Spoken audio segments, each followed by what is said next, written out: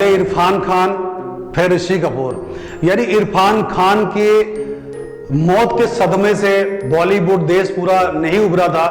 फिर आज जो खबर आई कि ऋषि कपूर इस दुनिया में नहीं रहे, दोबारा सदमा लगा।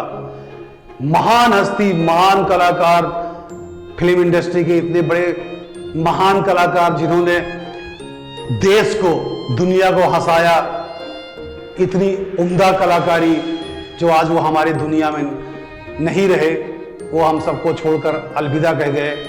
ऋषि कपूर की हम बात करेंगे, उनकी कोई निजी जिंदगी के बारे में, को निजी जिंदगी में किस तरह बेबाक अपनी जिंदगी बातें करते थे, कुछ जो अनपहलू है उनकी जिंदगी के जो दर्शकों को नहीं पता है, वो हम आपको आज इस वीडियो के जरिए बताएंगे।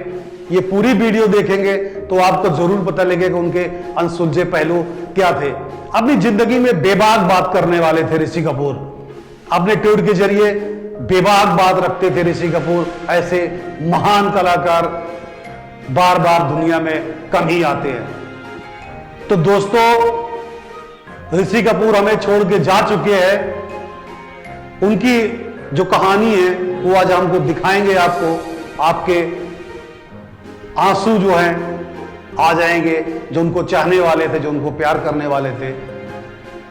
तो दोस्तों, इस वीडियो को रुकने मत देना, ज्यादा से ज्यादा शेयर और चैनल को सब्सक्राइब जरूर करना। नमस्कार, धन्यवाद।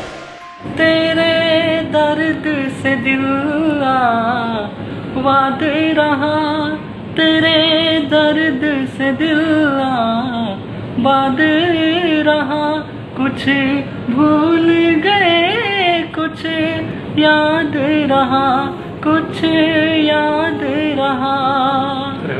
तेरे दर्द से दिल वाद रहा, कुछ भूल गए, कुछ याद रहा, कुछ याद रहा। मेरा आशीर्वाद तुम्हारे है। बहुत तरक्की करो, सफलता प्राप्त करो, मेहनत करो। देखो, शोहरत, नाम, ये सब आता है मेहनत के बाद। जब तक मेहनत और थोड़ी किस्मत साथ देगी तो पर अपने आप पेड़ों पर लगेंगे। बस उसकी ये एक गांठ बात है। हिंदी फिल्म इंडस्ट्री के बहुचर्चित कपूर खानदान में शायद ऋषि कपूर ही एकमात्र ऐसे कलाकार थे जिन्होंने एक अलग पहचान बनाई। सो मैन राज कपूर के बाद अगर कपूर खानदान का नाम किसी ने और चमकाया तो वह ऋषि कपूर थे। ऋषि कपूर के अभिनय की खासियत के अलावा उनका बिंदास कैरेक्टर लोगों को बहुत भाता था। उन्होंने कभी ये इनकार नहीं किया कि वो बहुत शराब पीते थे। कभी उन्होंने इसकी अनदेखी नहीं की कि बेटे रणबीर कपूर के साथ जनरेशन गैप रहा। अपने ओपिनियन में ईमानदार होने के कारण सोशल मीडिया पर उन्हें ट्रोल भी होना पड़ता था।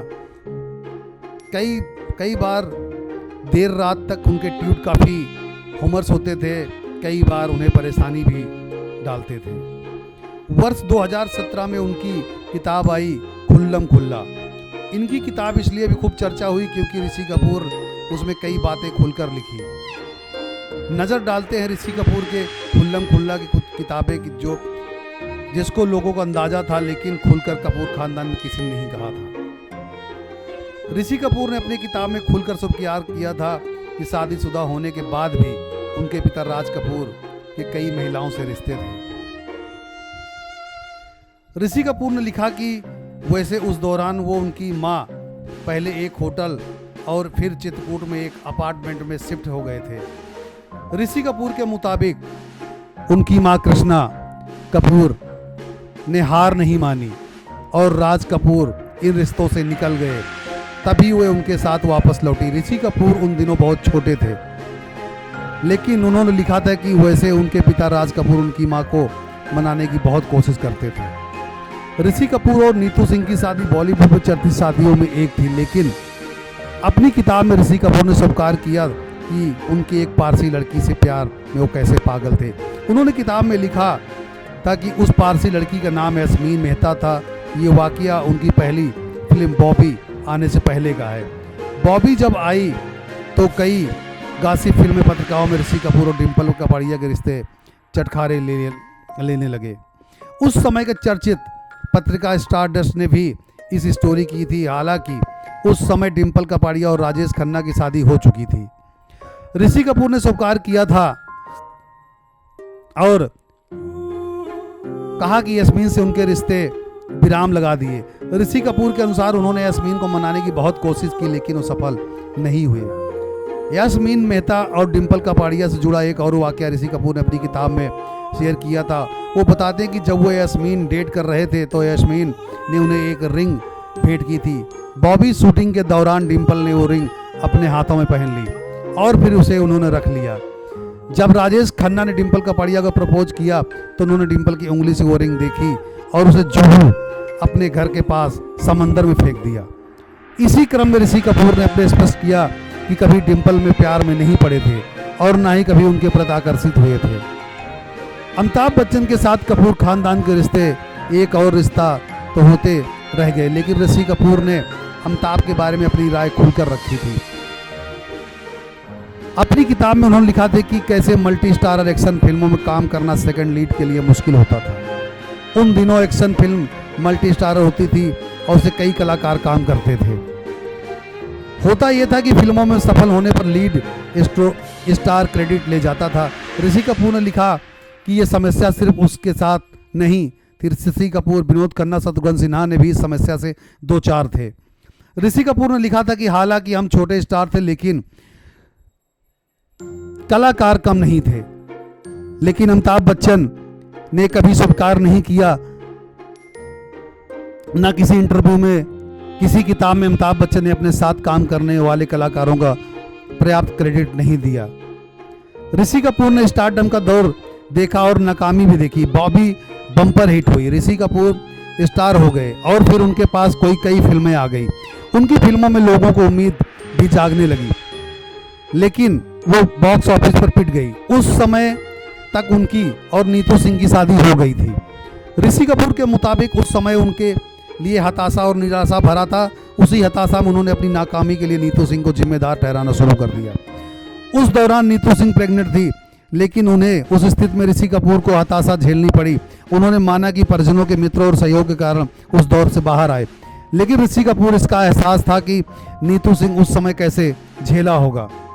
ऋषि कपूर ने अपने और अमिताभ बच्चन के रिश्ते के बारे में लिखते हुए बताया कि शायद बॉबी बेस्ट एक्टर का पुरस्कार मिलने के कारण अमिताभ उनसे चिढ़ गए थे। ऋषि कपूर ने के अनुसार अमिताभ बच्चन को उम्मीद लगा रखी थी कि उन्हें जंजीर के लिए बेस्ट एक्टर का अवार्ड मिलेगा लेकिन ये अवार्ड ऋषि कपूर की बॉबी के लिए मिल गया था।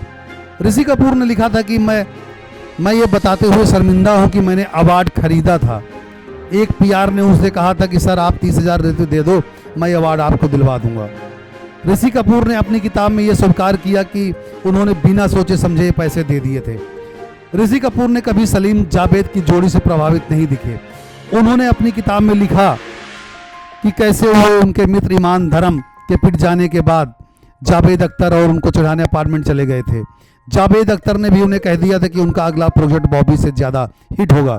हालांकि बाद में सलीम जावेद की जोड़ी के साथ कई फिल्मों में काम किया लेकिन उनमें से एक कोई यादगार फिल्म नहीं थी। ऋषि कपूर ने अपनी किताब में लिखा कि वो जावेद अख्तर के उस टीवी इंटरव्यू में काफ़ी माफ़ नहीं कर पाएंगे जिसे उन्होंने कहा था कि गीतकार शैलेंद्र असमय मौत के लिए राज कपूर जिम्मेदार थे। ऋषि कपूर ने अपनी किताब में स्वीकार किया था कि रणबीर उनके साथ कम ही खुले हुए थे। रणबीर को ज़्यादा बात उनकी माँ से होती थी। ऋषि कपूर के मुताबिक उन्होंने कभी भी रणबीर को करियर में दखल नहीं दिया। हालांकि उन्हें शुरुआती फिल्मों में लेकर अवश्य आपत्ति थी लेकिन ऋषि कपूर मानते थे कि फिल्म बर्फी से रणबीर कपूर का काम निखरा है। रणबीर ने अपनी बॉन्डिंग के बारे में ऋषि कपूर लिखा था कि मैं नहीं जानता कि आगे क्या होगा, मैं नहीं जानता कि मेरे बच्चे क्या करेंगे, मैं नहीं जानता कि मेरे और डब्बू के बच्चे भविष्य में हम लोगों के साथ क्या व्यवहार करेंगे, आरके बैनर को जिंदा रखेंगे, उसकी लेगेसी कैसे आगे लाएंगे, ये तो आगे वाला समय बताएगा। ITV इंडिया ऋषि कपूर को दिल से श्रद्धांजलि देता है और भगवान से प्रार्थना करता है कि प्रभु उनको